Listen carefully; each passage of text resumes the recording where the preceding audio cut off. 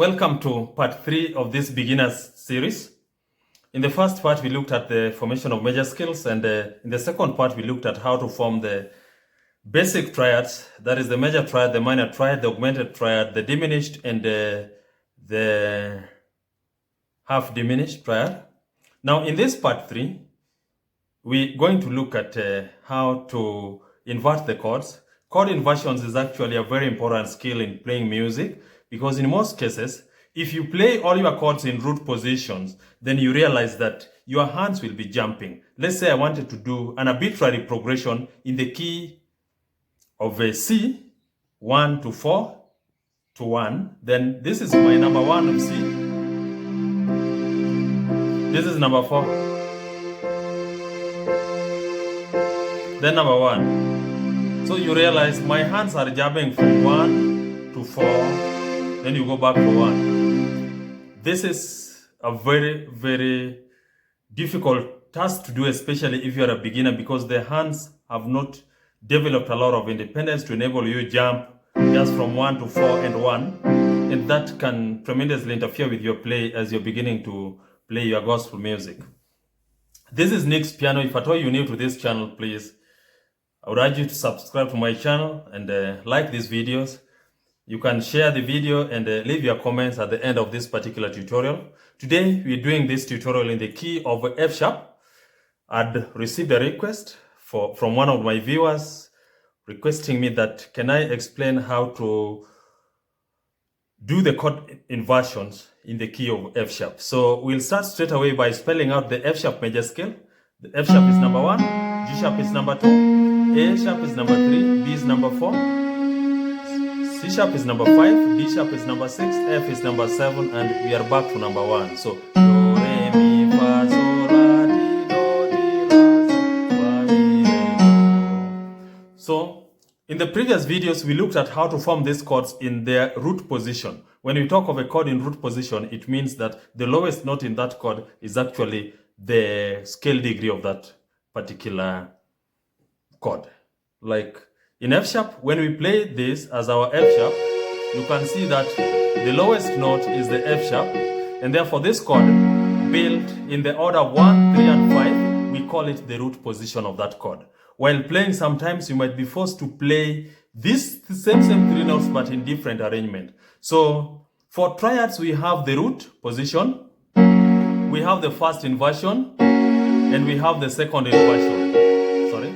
So root, first inversion, second inversion. So this tutorial targets purely how to form these inversions to enable us play the piano in a better way. So the root chord, we had already looked at it, but when you want to invert this chord, we change the order of the notes. So a chord inversion is the same chords we have, but now the order of notes is not 1, 3 to 5, but we arrange them such that in the first inversion, let's look at the first inversion. If this is the root, then the first inversion of this chord, we'll take the lowest note and play it up. So if this is our chord, then the F sharp is taken up. So this is root position, but the first inversion will be, we now have A sharp, C sharp, and F sharp. So you realize, as a rule, in the root position, the chords are 1, 3, 5, but in the first inversion, all our chords are going to be in the order of 3, 5, 1. So this is what I mean, 1, 3, 5 root, then 3, 5, 1. Or simply put, take the lowest note and play it up here. So we have this. The second very important concept I want you to understand is that in the root position, we have finger number 1, 3, and 5. But I normally prefer that when we do the inversions, the first inversion, we are going to follow the finger number 1, finger number 2, and finger number 5. So we have changed the fingers. For root, it is 1, 3, 5. But for the first inversion, it is 1, 2, 5. Please stick to this fingering. It will help us when we go to the 7th chords later on. So we have the first inversion. So if this is the F sharp in the root position, this is now F sharp in the first inversion. Now to get the second inversion, we do the same thing. The lowest note from the first inversion, we take it up, so that our new chord will have this shape. Now we have number 5, 1, 3. together we have F sharp in the root position, F sharp in the first inversion, and take note how I'm changing the fingers, and F sharp in the second inversion. So for root we have finger 1, 3, 5. For first inversion we have finger 1, 2, 5. And for the second inversion I suggest finger 1, 3, 5. The same way we had in the roots. So my viewers, I think you're following on how to invert the chords. That viewer who requested that I help you understand how to invert the chords, it is a matter of rearranging the order in which the notes of the chord are appearing, so that when we want the first inversion, we lift the first scale degree to be on top. In the second inversion, it is the third scale degree on top. Maybe I can finalize this part of chord inversions by looking at another key, another scale. Let us pick a scale like C sharp. So the C sharp major scale, do, re, mi, fa, sol, la, ti, do. So I'll form this C sharp major chord. We had already learned 1, 3, 5. This is our C sharp major chord. So if I want to invert this chord, I'll take C sharp and play it up here. So we'll have this chord. If I want to form the second inversion, I'll take note F and play it up. So now I'll have my C sharp in the second inversion. So altogether, C sharp in the root, C sharp in the first inversion, and C sharp in the second inversion. I hope you're following what I'm trying to say here. Such that when we now play, let's say we are playing a song in the key of F sharp, and our progression is, let's say, 1. We are following the progression of 1, 4, 1, 5. Just a simple progression as such. So instead of starting 1, this is root position, 4, 1, 1, then 5, then 1. When you play like that, there is a lot of jumping. But with the application of chord inversions, it makes it even more easier to do, because I'll play my 1 in the first inversion. This is the shape we have just learned. So I'll play, so I'm going to 4, and the nearest 4 is the root position of 4. I go back to 1. And 5 I can choose. The second inversion is so close. Just from here, the second inversion is so close. So together I have 1, 4, 1, 5.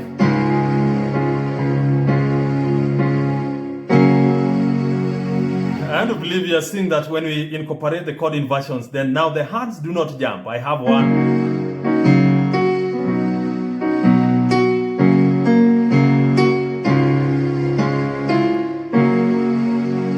They are just tired.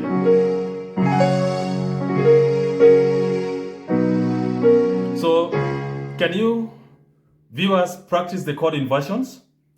I've only shown the C. Then in the F sharp, where I was targeting this tutorial today, so this is F sharp.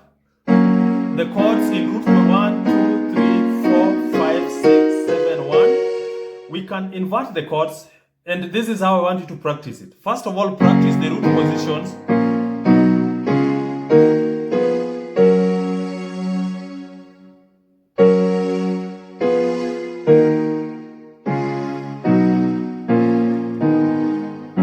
Then we go to first inversions of the chords. So we have the first inversion here, 1, 2. Let me use one hand so that you see 1, 2. We have chord number 1, chord number 2, chord number 3, chord number 4, chord number 5, chord number 6, chord number 7, and back to 1.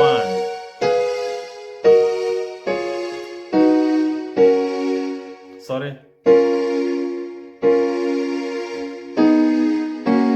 1, 2, 3, 4, 5, 6, 7, 1, 7, 6, 5, 4, 3, 2, 1. So you are going to practice the roots first, then get used to your chords in those positions during your practice time. Then in the second inversion, you are also going to practice the same. We have chord number 1 in the second inversion, then number 2 in the second inversion, number 3 in the second, number 3 in the second inversion, number 4, number 5, number 6, we have number 7, then 1, then 6, 5, 4, 3, 2, 1. My viewer, you can try doing both hands, just slowly. 1, 2, 3, 4, 5, 6. Then we have 7, 1, 7, 6, 5, 4, 3, 2, 1. Practice this over and over, however long it takes. Once you are comfortable with the key of F sharp, you can pick on another key. You practice the inversions. It takes time, but it pays at the end of it. So that finally when you play in whichever the key, let's say we are playing in the key of E, this is our E, then you can strike the E. E, I'm playing a 1 in E, then I'm going to 4. Then I'm E, and then you can see I'm doing this. So I did E in the second inversion, then I'm doing A in the first inversion, I go back to E, then I'm doing B in the root. If at all you need a tutorial in any specific key, of course I've chosen on some specific keys here just for demonstration purposes, but if at all you are currently working on a particular key and you are at the beginner stage and you wish to have some assistance on how to do a few things, not necessarily constructing the chords, how to do certain moves, progressions, and any other thing in any of the 12 keys, just feel free to contact me, leave a comment down there, and I will help you straight away. That is all we had today in this tutorial.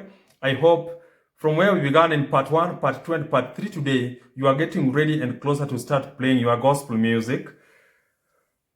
Bye-bye for now. If at all you haven't subscribed, once again, please give a subscription, give me a like for this tutorial, and then you can also leave a comment down there at the end of this tutorial. Bye-bye. See you next in the next video where we'll be tackling the chord progression, and that is the first step in now playing the songs.